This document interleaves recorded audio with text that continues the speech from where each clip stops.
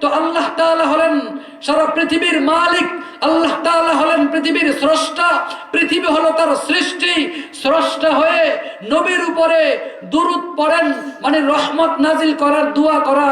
আল্লাহ তো দোয়া করতে পারে না, এই দুরূদ অর্থ কি? আল্লাহ যে নবীর উপরে দুরূদ পড়েন, এই নবীর উপরে যে আল্লাহ দুরূদ পড়েন, এই দুরূদ পড়ার অর্থ কি? আল্লাহ তাআলা যে বলেছেন আমি নবীর উপরে দুরূদ পড়ি, এই দুরূদ পড়ার ব্যাখ্যা হলো আল্লাহ তাআলা নবীর উপরে রহমত নাজিল করেন। সুবহানাল্লাহ পড়েন। তারপরে আল্লাহ বলেছেন ফেরেশতারাও নবীর উপরে দুরূদ পড়ে, ফেরেশতারা নবীর উপরে দুরূদ পড়ে, ফেরেশতারা নবীর উপরে দুরূদ পড়ে মানে হলো ফেরেশতারা নবীর উপরে আল্লাহ তাআলার রহমত নাজিল করার জন্য আল্লাহর কাছে দোয়া করা। এখন মানুষ নবীর উপরে দুরূদ পড়ার অর্থ কি? মানুষ নবীর উপরে দুরূদ পড়ার অর্থই হলো আল্লাহ তাআলার কাছে নবীর জন্য রহমতে কামেলার জন্য, রহমতের জন্য, সালামের জন্য সালাম দিবে এবং আল্লাহর কাছে এই নবীর জন্য সব সময় মাগফিরাতের দোয়া করতে থাকে। তো আল্লাহ তাআলা আপনার দুই ঠোঁটের মধ্যে দুইটা ফেরেশতা নির্ধারণ করে দিয়েছেন। এই দুইজন ফেরেশতার কাজ কি? এই দুইজন ফেরেশতার কাজ হলো আল্লাহ তাআলার যে আখেরি পয়গম্বর মুহাম্মদুর রাসূলুল্লাহ সাল্লাল্লাহু আলাইহি ওয়াসাল্লামের শানে আপনি জীবনে যতবার দুরূদ পড়বেন, সেই দুরূদ কতবার দুরূদ পড়তেছেন, এই রাসূলের শানে মুহাব্বত করে কতবার রাসূলকে সালাম দিতেছেন, রাসূলের রওজার সামনে গিয়ে রাসূলকে সালাম দিতেছেন, রাসূলের রওজার সামনে না যাওয়া সত্ত্বেও রাসূলকে মুহাব্বত করে, রাসূলকে ভালোবেসে রাসূলের উপরে দুরূদ পড়তেছেন, রাসূলের উপরে পড়তেছেন আল্লাহুম্মা সাল্লি আলা মুহাম্মদ, আল্লাহুম্মা সাল্লি আলা মুহাম্মদ সাল্লাল্লাহু আলাইহি ওয়াসাল্লাম, সাল্লাল্লাহু আলাইহি ওয়াসাল্লাম।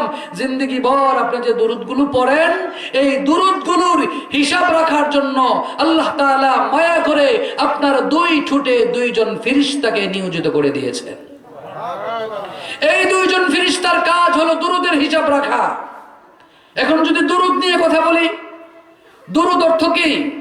আল্লাহ কোরআনে বলছেন ইন্নাল্লাহা ওয়া মালাইকাতাহু ইউসাল্লুনা আলান নবী, ইন্নাল্লাহা ওয়া মালাইকাতাহু ইউসাল্লুনা আলান নবী। আল্লাহ বলেছেন আল্লাহ নবীর উপরে দুরূদ পড়েন।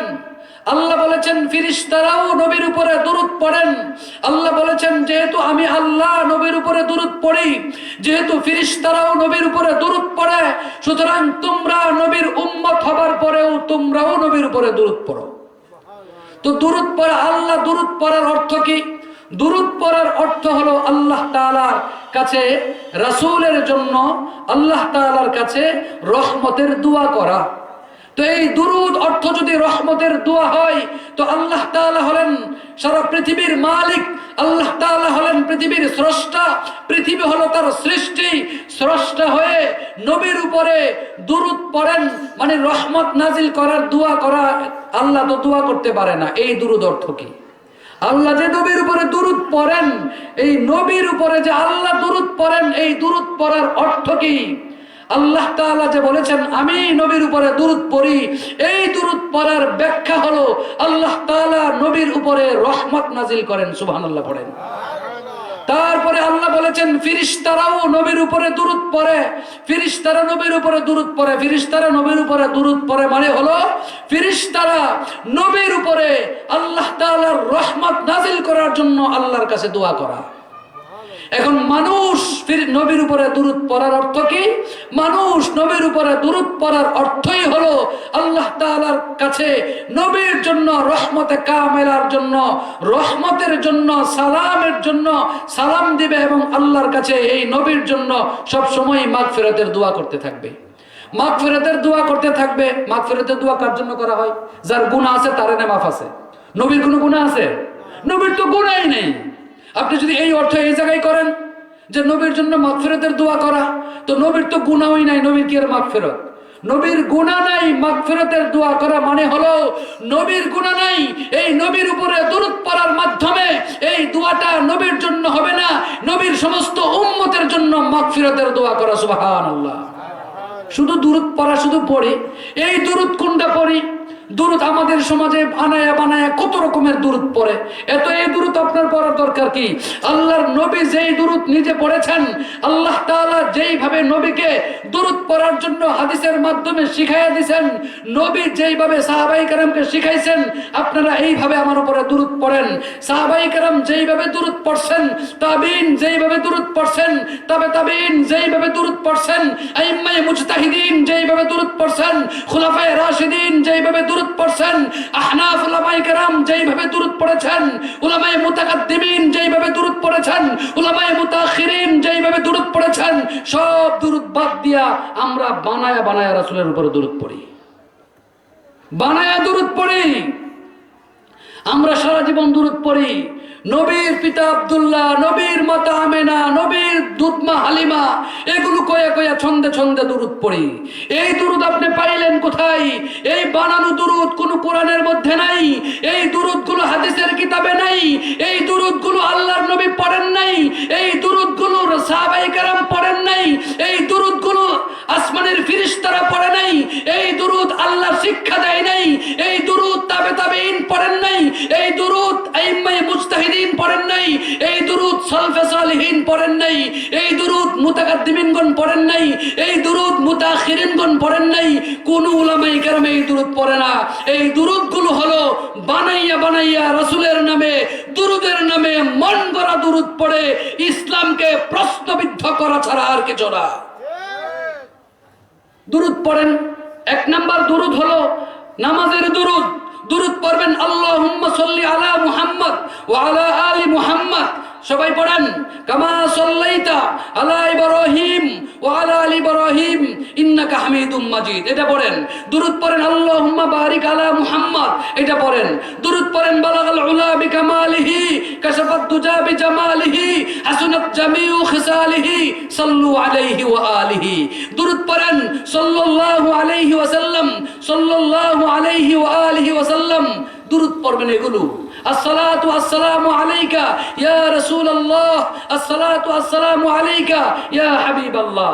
হাদিসের দুরূদ, কোরআনে বর্ণিত দুরূদ, আল্লাহর শিখানো দুরূদ, নবীর শিখানো দুরূদ, সাহাবায়ে কেরামের পড়া দুরূদ, তাবিঈনের পড়া দুরূদ, তাবিঈনের পড়া দুরূদ, আইম্মায়ে মুজতাহিদিনের পড়া দুরূদ, তাবিঈনের পড়া দুরূদ, ইমামদের পড়া দুরূদ, মুতাকাদ্দিমিনের পড়া দুরূদ, সালফে সালিহিনের পড়া দুরূদ, মুতাআখিরিনের পড়া দুরূদ, সব বাদ দিয়া আমাদের সমাজে সহিহ ইসলাম চলে না। সম্পূর্ণ মন গড়া আর বানানো ইসলাম নিয়ে সমাজের মানুষ ব্যস্ত আছে।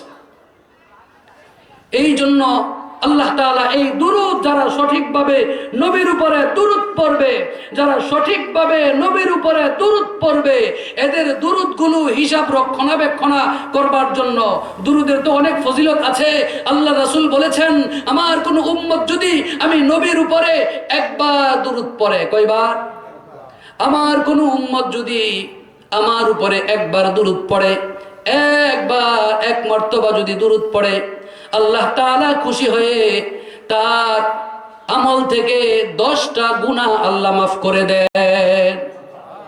কেউ যদি, আল্লাহর নবী বলেছেন, আমার কোন উম্মত যদি আমার উপরে সহিহ পদ্ধতিতে এক মর্তবা দুরূদ পড়ে, আল্লাহ তাআলা তার আমল নামাই সাথে সাথে 10টা সওয়াব দান করে দেন।